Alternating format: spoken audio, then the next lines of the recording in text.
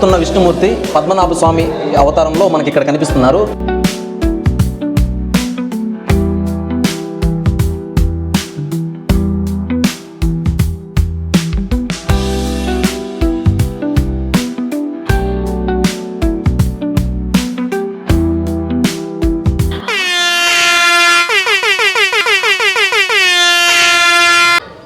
Hi అండి, ఎలా ఉన్నారు? నేను మీ రమేష్.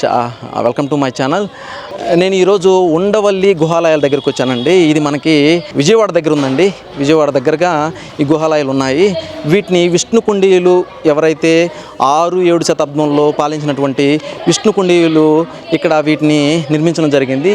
ఒకే ఒక్క కొండని తొలిచి ఇక్కడ మనకి 5 అంతస్తులుగా మనకి గుహాలయాలు నిర్మించడం జరిగింది. మనం చూడొచ్చు, అద్భుతమైనటువంటి గుహాలయాలండి. ఇది ఉండవల్లి గుహాలయాలకు వెళ్ళడానికి ఎంట్రన్స్ టికెట్ ఇచ్చే ప్లేస్ అండి. టికెట్ ఈచ్ పర్సన్కి 20 రూపీస్ తీసుకుంటారు. 20 రూపాయలు ఎంట్రీ టికెట్ మాత్రం. మనం ముందుకెళ్దాం. ఇంకా అక్కడ కనిపించేవండి గుహాలయాలు. మనం ముందుకెళ్లాల్సి ఉంటుంది.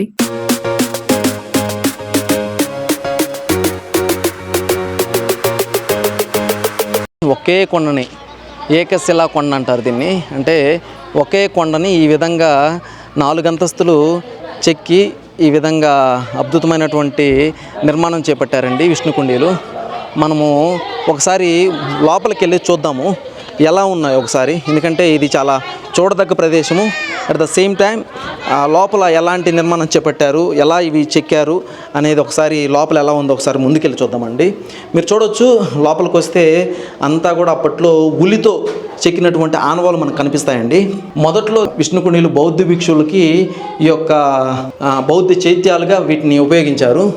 తర్వాత వాటిని కాలక్రమేణా ఈ గుహాలయాలు వైష్ణవ గుహాలయాలుగా మారాయండి.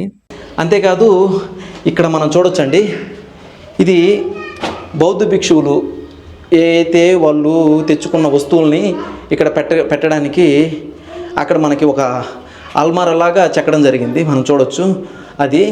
అండ్ ఆఫ్టర్ ఇక్కడ మాత్రం వాళ్ళు తపస్సు చేసుకోవడానికి, వాళ్ళు రెస్ట్ తీసుకోవడానికి, వాళ్ళు పడుకోవడానికి ఇక్కడ చెక్కడం జరిగింది. మనం కానీ కొంచెం పక్కకి తిరిగినట్లయితే ఇక్కడ సుమారు 1, 2, 3, 4 సుమారు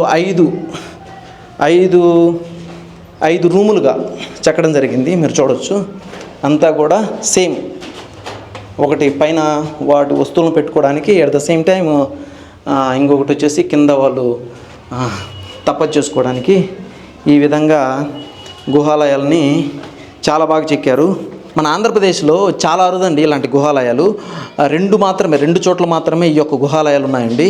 మొదటగా మనకి భైరవకోన, ప్రకాశం డిస్టిక్లో ఉన్నటువంటి భైరవకోనలో ఇలాంటి గుహాలయాలు శైవక్షేత్రాలుగా ఉన్నాయి. అంటే అక్కడ గుహాలయాలని తొలచి శివాలయాలుగా మార్చారండి. అండ్ ఇక్కడ ఇప్పుడు మనం ఏదైతే చూస్తున్నామో ఇక్కడ మనకి రెండవది ఇక్కడ మనకు కనబడుతుంది. మనం చూడొచ్చు అన్నీ కూడా. ఇవి 2 కూడా ఏ అయితే భైరవకోన కానివ్వండి, తర్వాత ఇక్కడ ఉన్నటువంటి ఈ యొక్క నిర్మాణం కానివ్వండి, ఇవి 2 కూడా విష్ణుకుండీల కాలంలోనే 6 నుంచి 7 శతాబ్దంలో మాత్రమే వీటిని వాళ్ళు ఒక కొండని చెక్కి ఇలా గుహాలయాల్ని తొలచడం జరిగింది. చాలా మంచి నిర్మాణం అండి. అంతేకాదు ఇక్కడ మనము ముందుకొచ్చి చూసినట్లయితే పురావస్తు శాస్త్రవేత్తలు ఏమంటున్నారంటే కింద ఉన్నటువంటి ఏ అయితే గుహాలయాలు ఉన్నాయో వాటి నిర్మాణము సగంలోనే ఆపేయడం జరిగింది. మరి ఏ కారణం చేత మనకు తెలియదు. అప్పట్లో ఉన్నటువంటి పరిస్థితుల ప్రభావం ఏంటో మనకు తెలియదు. కానీ మొదటగా అయితే మనకు కనిపిస్తుంది కదా, ఇవి మధ్యలోనే ఆపేయడం జరిగిందని చెప్పడం జరిగింది. ఇంకా మనము ఫస్ట్ చూసారు కదా, ఇది గ్రౌండ్ ఫ్లోర్లో మనకి ఈ విధంగా ఉన్నటువంటి గుహాలయాలు లోపల నిర్మాణం ఇలా ఉంది. మీరు చూసారు కదా, చాలా పటిష్టంగా ఉంది. మనకి ఇందుకు చరిత్ర తెలుసుకోవాలంటే అప్పట్లోనే ఇలాంటి పిల్లర్స్ని వాళ్ళు పిల్లర్స్గా తొలిచి మనకి అప్పుడే రాయిని ఈ విధంగా చేయడం జరిగింది. మనము ఫస్ట్ ఫ్లోర్కి వెళ్దాము, అక్కడ ఏముందో ఒకసారి తెలుసుకుందాము.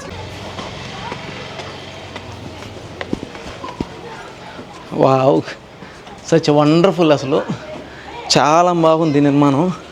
ఇప్పుడు మనకి ఇక్కడ అద్భుతమైనటువంటి ఒక ఏదైతే శాసనం ఉందండి, ఈ శాసనం మనకి చూస్తుంటే తెలుగును తలపిస్తుంది. అంటే మనకి కొన్ని అక్షరాలు మనకి తెలుగులో కనపడుతున్నాయి.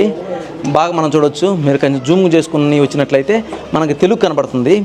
ఇక్కడ దీన్ని నార్మల్గా చాలా వావపదాలు ఉన్నాయి వీటిలో. అంటే వాళ్ళు కొందరు వచ్చేసి దీన్ని పాలి అని, కొందరు వచ్చి లేదు ఇది తెలుగేనని, ఇలా కొంచెం ఇది కాంట్రవర్సీగా ఉంది. బట్ ఏంటంటే లాస్ట్కి పురావస్తు శాస్త్రవేత్తలు ఏం చెప్పారంటే ఇది తెలుగు గ్రాంధికం అని చెప్పారు. సో ఇది మనకి అప్పట్లో తెలుగు గ్రాంధికం అనేది ఈ విధంగా ఉందని మనకి పురావస్తు శాస్త్రవేత్తలు ఎవరైతే ఉన్నారో వాళ్ళు దీన్ని క్లియర్గా దీనికి ఒక క్లియరెన్స్ ఇచ్చారు. ఇది గ్రాంధికం తెలుగు అప్పట్లో ఈ విధంగా ఉంది. మనకి ఇక్కడ శాసనం అనేది ఇక్కడ వేయించారు. ఇప్పుడు కూడా ఇది అలానే ఉందండి. చూడడానికి చాలా ఇది ఒక మంచి శాసనంగా మనం చెప్పవచ్చు.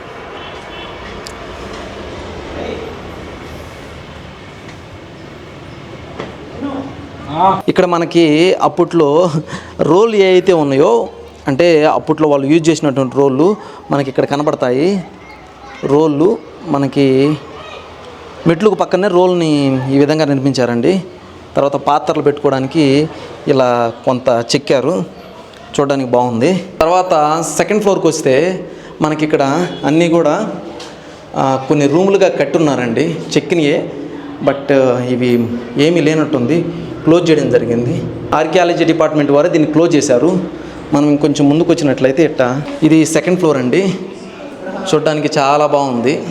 ఇప్పుడు మనము సెకండ్ ఫ్లోర్కి ఎంట్రన్స్కి వచ్చినట్లయితే ఇక్కడ కొన్ని విష్ణుమూర్తి యొక్క అవతారాల్లో ఉన్నటువంటివి కొన్ని చెక్కడం జరిగింది. మనం ఇక్కడ చెప్పుల్ని ఇప్పేద్దాము, ఎందుకంటే మనం దేవుడి దగ్గరికి పోతున్నాం కాబట్టి.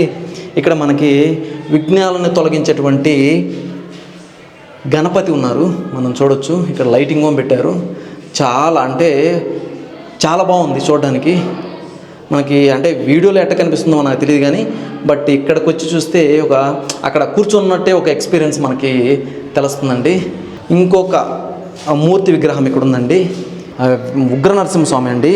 మనకి హిరణ్యకశిపుని చంపేటప్పుడు ఆ యొక్క అవతారంలో విష్ణుమూర్తి ఉగ్ర నరసింహ అవతారంలో వచ్చి చంపేస్తాడు. వాళ్ళ కొడుకు ప్రహ్లాదుడిని ఇబ్బంది పెడుతున్నప్పుడు నేను నేల మీద కాదు ఆకాశం కాదు మధ్యలో చంపేస్తానని అతని నరసింహస్వామి యొక్క కాళ్ళ మీద పెట్టుకొని పొట్టనిలో ఉన్న పేగుల్ని చీల్చేస్తాడు. అది మనకు తెలుసు కదా కథ. సో అక్కడ ఆ కథలో ఉన్నటువంటి విగ్రహమే ఇక్కడ చెక్కబడింది. మళ్ళీ ఇక్కడికి వచ్చిన తర్వాత ఇది విష్ణుమూర్తికి సంబంధించే ఉన్నట్టుంది ఈ విగ్రహము. ఇది కూడా బాగుందండి. మనం ఇప్పుడు 3వ ఫ్లోర్కి వెళ్తున్నామండి. పైన ఇక్కడ మనకి మెట్లు కనిపిస్తున్నాయి కదా, అక్కడే మనకి అనంత పద్మనాభ స్వామి విగ్రహం ఉంటుంది. చూద్దామండి.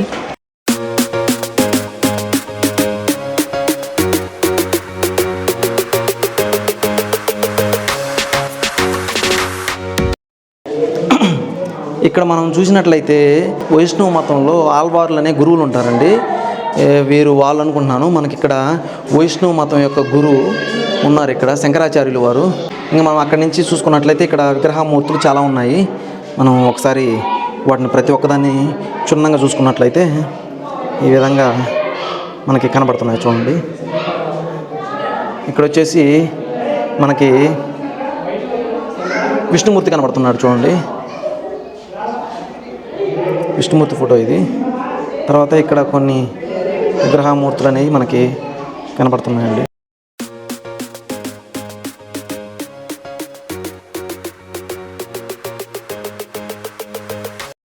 అప్పట్లో విష్ణుకుండినుల యొక్క రాజచిహ్నాలు ఏనుగు మరియు సింహం అండి. కాబట్టి ఇక్కడ రాజముద్రలు చెక్కారు, చాలా బాగున్నాయి కదా రాజచిహ్నాలు ఇవి. అదే అండి పద్మనాభ స్వామి వారి విగ్రహం ఎంట్రన్స్.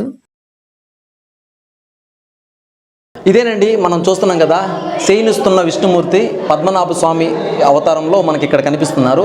సో ఇది చాలా అంటే చాలా పెద్దది. ఎక్కడ అతుకు లేకుండా మనకి ఒకే రాతితో ఏకశిలా విగ్రహాన్ని ఇక్కడ మనకి చెక్కడం జరిగింది. అద్భుతంగా వచ్చింది, మీరు చూడవచ్చు. ఇక్కడ మనకి నాగశేషుడు 7 పడగల నాగశేషుడు ఇక్కడ కనబడుతున్నాడు. అంతేకాదు ఇక్కడ మనకి ఇక్కడికి వచ్చినట్లయితే స్వామి యొక్క బొట్టులో తామర పువ్వులో మనకి కనిపిస్తున్నటువంటి బ్రహ్మ అందరూ కూడా మనకి ఇక్కడ బ్రహ్మ పక్కన ఉన్నటువంటి కొంత దేవీ దేవతలని మనకి చెక్కబడ్డం ఇక్కడ కనబడుతుంది. అత్యంత అద్భుతమైనటువంటి ఈ యొక్క మనకి విగ్రహము ఇక్కడ మనకు కనబడుతుంది. చాలా పెద్దదండి. మనం చూడవచ్చు.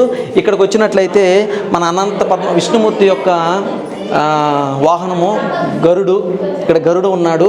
అంతేకాదు కింద మునీశ్వరులు తపస్సు చేస్తున్నారు. అత్యంత అద్భుతంగా ఉంది. ఇక్కడ అతి పెద్ద విగ్రహము 25 అడుగుల పొడవు, 6 అడుగులు వెడల్పు ఉన్నటువంటి అత్యంత భారీ ఎత్తున ఉన్నటువంటి ఈ విగ్రహము అనంత పద్మనాభ స్వామిది. మనకి మన దేశంలో 3 విగ్రహాలు, అనంత పద్మనాభ స్వామి యొక్క విగ్రహాలు 3 ఉన్నాయి. మొదటగా అనంతగిరి గుట్టల్లో వికారాబాద్ జిల్లాలో ఉంది, మన తెలంగాణలో. అది ఫస్ట్ అయితే. రెండవది మనకి తిరువనంతపురంలో ఒకటి ఉందండి. మూడవది మనకి ఇక్కడ కనబడుతుంది, మనం చూడొచ్చు. ఇంత పెద్ద భారీ విగ్రహాన్ని నేను ఇదివరకు ఎప్పుడు చూడలేదండి. ఇది చాలా సర్ప్రైజ్గా ఉంది.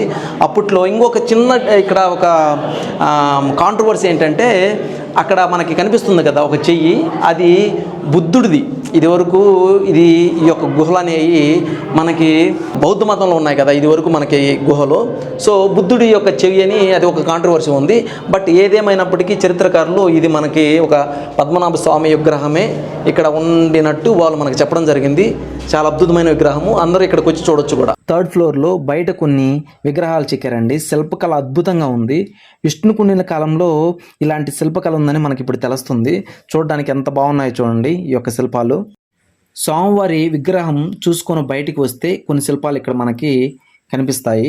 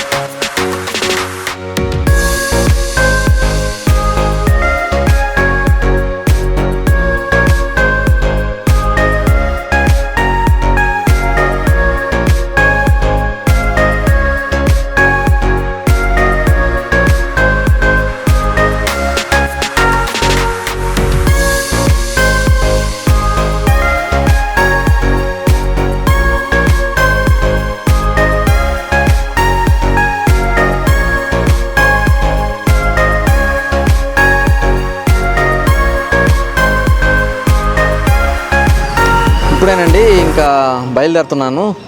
ఆల్మోస్ట్ 6 అయిపోయింది టైము. సో ఇప్పుడు నేను ఇంకా తిరుగు ప్రయాణము ఇంటికి వెళ్తున్నానండి. తీశాను ఇవాళ మన ఉండవల్లి గుహలో వీడియో అయిపోయింది ఇప్పుడే.